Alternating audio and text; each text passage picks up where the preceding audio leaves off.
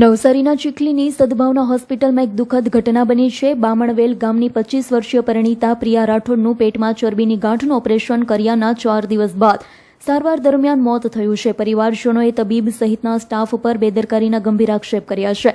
ન્યાયની માંગણી કરી છે। પોલીસે અકસ્માત મોતનો ગુનો નોંધી મૃતકની લાશનું પીએમ કરાવી વધુ તપાસ હાથ ધરી છે। મારું નામ તેજસભાઈ ઈશ્વરભાઈ રાઠોડ। હાલમાં 4 તારીખે સદભાવના હોસ્પિટલમાં દાખલ થવા માટે ગયેલા હતા। ગાંઠની ચરબી એવું કહેતા હતા અને ઓપરેશન કરવા બાદ 5 તારીખે સવારે 7 વાગ્યાથી 11 વાગ્યા સુધીમાં ઓપરેશન થઈ ગયેલું હતું અને 7 તારીખે સાંજે 7:30 વાગ્યા પછી રિયાની હાલત ગંભીર થવા લાગી હતી અને શ્વાસની ક્રિયા વધતી જતી હતી।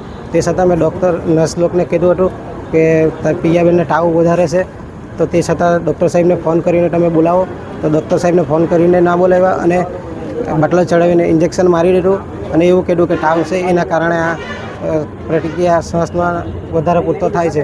અને તે છતાં 10:30 વાગે ડૉક્ટર સાહેબ રાઉન્ડ પર આવ્યા અને વિઝિટ મારીને ગયા। પછી એવું કીધું કે પેશન્ટને સારું છે અને ઘરે પણ 2 દિવસ હાલમાં હાલચાલ કરતા હતા, જમતા હતા, અમે હાથ પકડીને ચલાવતા હતા અને રાતે 2 વાગ્યા અમને એવું જણાવ્યું કે હાલમાં શ્વાસમાં તકલીફ પડે છે, એટલે સ્પોન્ડોર હોસ્પિટલમાં લઈ જાઓ એવું આગળ કીધું। પ્રિયાબેનને હમણાં શું થયું છે અને શું માંગ છે તમારી? માંગમાં તો એવું છે કે અમારે ન્યાયના માટે